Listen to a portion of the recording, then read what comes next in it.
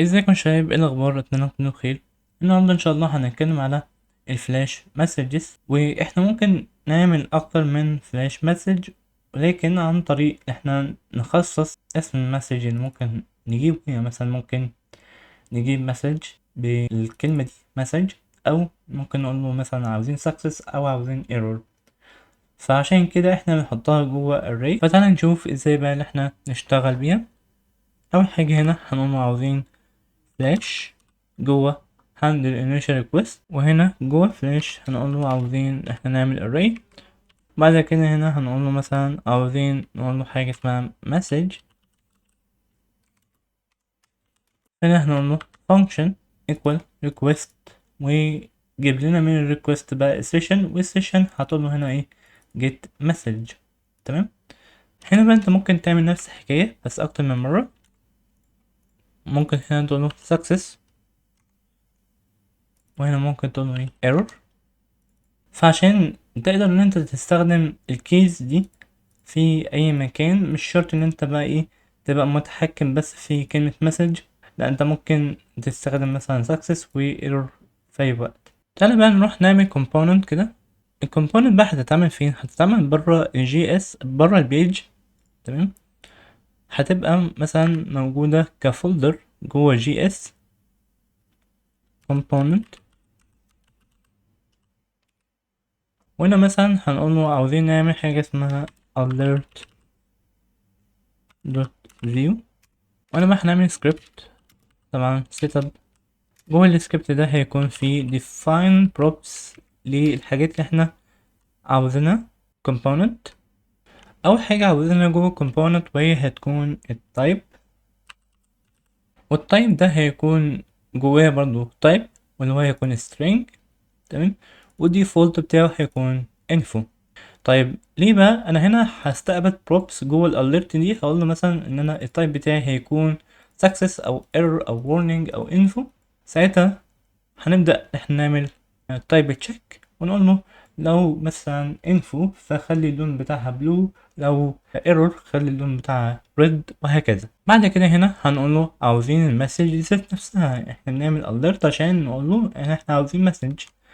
فالمسج بقى هتكون التايب بتاعها string، وفي نفس الوقت هتكون required، عشان كده حاطين required true. هنا بقى هنقول له عاوزين نعمل template، وعاوزين ان احنا نعمل div. تمام. في حالة ان هو موجود اصلا مسج، فساعتها انت لازم انت تظهر الديف ده. لو مسج مش موجودة فمش هتظهره، بس هو اوريدي كده كده المسج لازم تكون موجودة لان هو ده required. هنعمل كده دايناميك كلاس، وهنا جوه كلاس هنبدأ بقى اللي احنا نعمل array. فأول حاجة بس في الكلاس احنا هنعملها بالشكل ده هتكون ايه؟ هتكون rounded. الديف بتاعنا هيكون فيه curve، وبادنج هيكون 3، والمارجن bottom هيكون 3، والتكست هيكون small.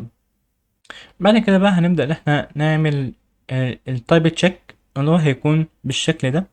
مثلا لو عندنا التايب بيساوي success فاحنا هنقول له background green 500 والتكست white. لو التايب بتاعنا هيكون error فهيكون الباك جراوند بتاعنا هيكون red، والتايب بتاعنا لو warning هيكون yellow، والتايب بتاعنا لو info هيكون blue. تمام. بس نعمل save. بعد كده هنا اخر حاجة بس عشان مننساش، هنقول هنا عاوزين ان احنا نحط المسج بتاعتنا. طبعا عشان يطبع المسج في الاخر، يعني مش عاملين كل ده عشان يعمل لنا ديف فاضي، صح؟ بعد كده هنا ممكن نشيل بقى الحاجات دي من الهوم. ممكن نحطها في users. طبعا نشيل define property، وهنا نعمل import للinertia use form، وبرضو نجيب بقية الحاجات من هناك زي مثلا user and avatar usage. طيب انا هنا كنت عامل user.name، فاحنا ممكن نشيل بقى user.name بالشكل ده. نقول هنا page دوت props دوت user دوت name. وهنا انا هنا مستخدم الاليرت بالشكل ده، لان انا هنا كاتب له type success في حالة ان هو vf، لو هو form بتاعتي هو success. مش هنا انا بعمل ابديت بروفايل، تمام؟ فانا لو الفورم بتاعتي بقت سكسس فهظهر الاليرت دي اصلا، لو الفورم بتاعتي مش سكسس فمش هظهرها. هنا بقى انا عامل مسج، المسج هنا رابطها طبعا بالاتريبيوت او بالبروبس اللي احنا عاملينها في الاليرت، وبعت لها يا اما تاخد البيج بروبس فلاش دوت سكسس او يا اما تاخد الفلاش دوت مسج، لان انا هنا كنت عامل سكسس ومسج وايرور، فانا مش عارف هي انا واحده اللي انا هكتبها في الباك اند، فعشان كده انا عامل اور، بحيث ان انا لو استخدمت دي ماشي، لو استخدمت دي ماشي، تمام.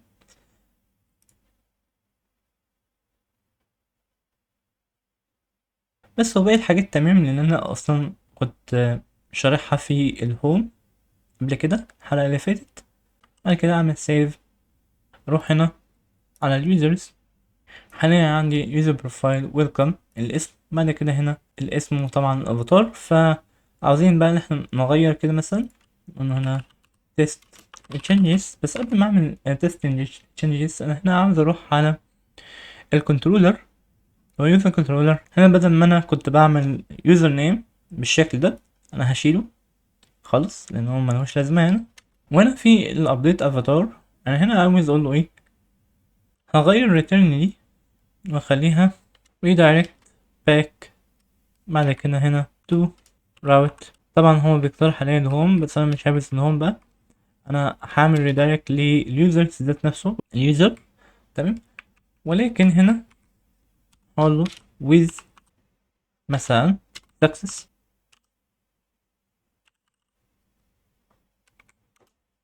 وهنا ابدا ان انا اديله المسج بتاعتي، هقول له avatar updated successfully، او مثلا هقول له user updated successfully if save، رجعني بالشكل ده.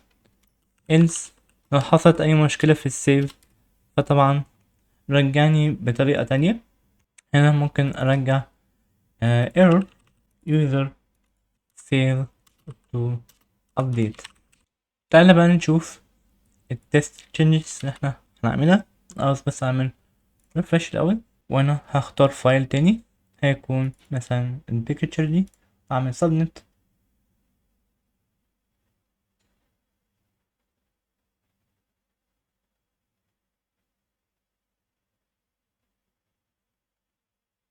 اوكي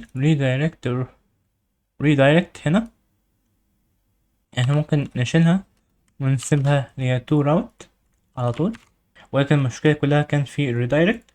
ولكن هنا مثلا لو غيرتها تاني ان هو تبقى اي صورة تانية يكون ده المفروض اللي هو عمل ريدايركت على طول على users. وهنا وانا غيرتها تاني تيست changes واخترت اي صورة تانية هيقول لي برضو اللي هو تمام الموضوع اتحل. طيب هو هنا بس فاضل حاجة أخيرة، إن أنا هنا ما كنتش مستدعي الأليرت، فهنعمل كده alert نستدعيها، وبعد كده ممكن هنا أعمل reload، وبعد كده هنا أقول له ممكن test changes مرة تانية، وهنا أرفع أي صورة تانية زي ما انتوا شايفين هنا user updated successfully. الاليرت اشتغلت ككومبوننت منفصل، وفي نفس الوقت كل حاجة شغالة في الراوتينج وفي الكنترولر. وبس كده.